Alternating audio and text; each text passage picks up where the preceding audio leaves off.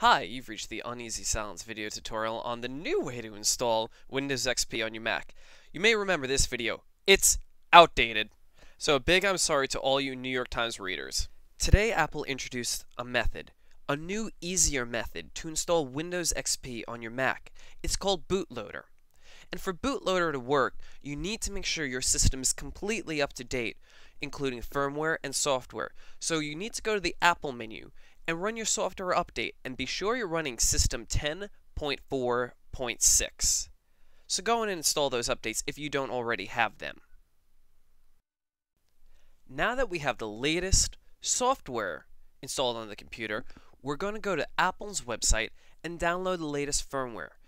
For Bootloader to work, Apple released a new special firmware for MacBook Pros, Mac Minis, and Intel iMacs. These are for Intel machines only. So navigate to apple.com, click on the Support tab, then click Downloads, and choose the appropriate firmware download for the machine that you're operating.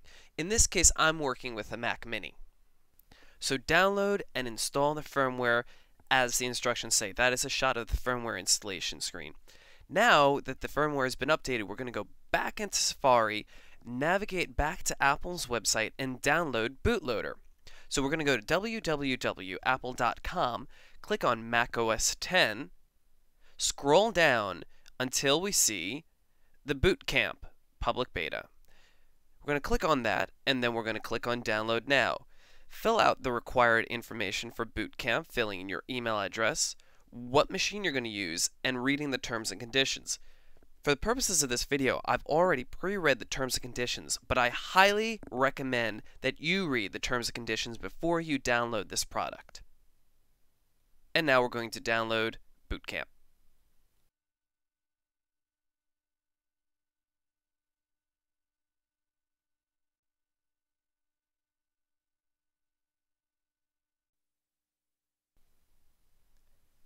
Once Boot Camp is done downloading, Safari is going to ask if you're going to auto-open the DMG file. We're going to allow Safari to do that. It's going to open up an installer. We're going to quit out of Safari, and we're going to double-click on the bootcampassistant.pkg.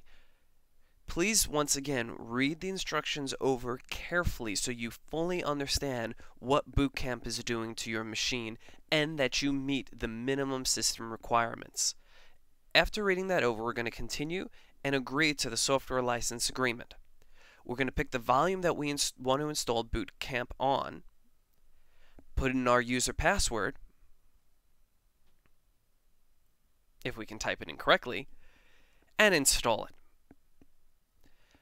Boot Camp loads in an amazingly short amount of time. It's a very small application. So once it's done, we're going to close the installer, and we're going to close out of the DMG because we don't need that anymore.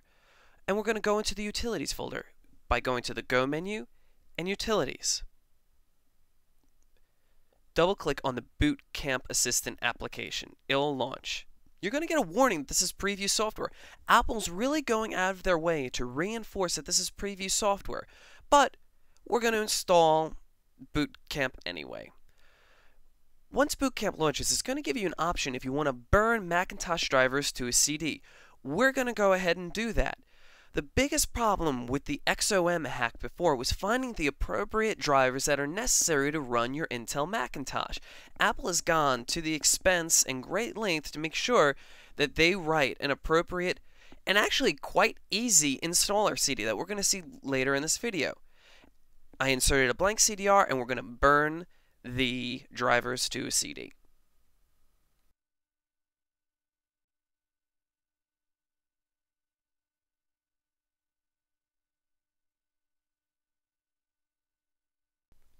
Once the CD is done burning, it's going to ask how you want to partition your hard drive. I'm going with the default. But you can use the little slider back and forth to say how much macOS 10 and how much Windows XP gets. This partition utility that Apple uses does not format your computer. Matter of fact, from the several times that I've done this test, it doesn't seem to affect your data on your hard drive at all. So allow the assistant to repartition your hard drive. Then, once the partitioning is done, you're going to get your Windows XP Professional Service Pack 2 disk, and you're going to insert it into the computer.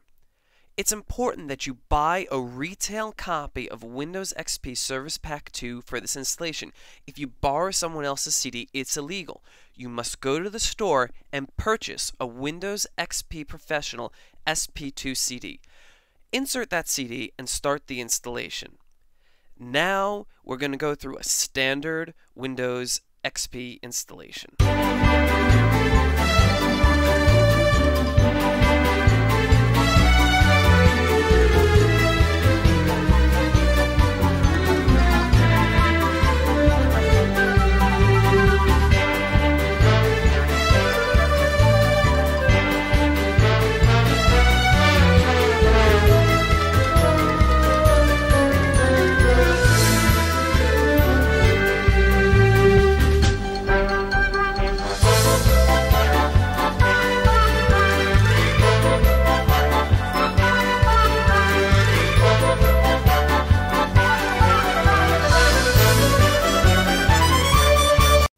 Huh? What? Oh, we're back. Sorry it took so long. Windows does take forever to install. I'm taking a scan off the computer monitor because we don't have drivers installed yet. So what I'm doing is I'm inserting that disk we made previously on the Macintosh that contains all the Intel drivers for Windows XP. And we're going to go through the installation process. It's a couple-minute long process that requires a lot of user intervention.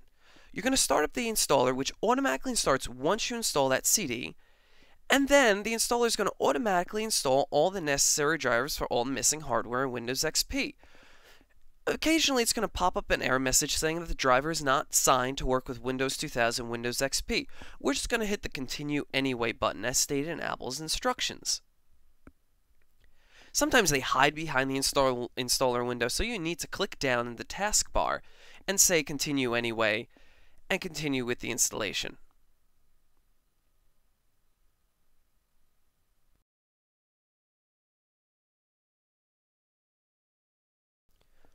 One really cool extra thing that I want to cover before this video comes to an end is Apple installed a special control panel called Startup Disk.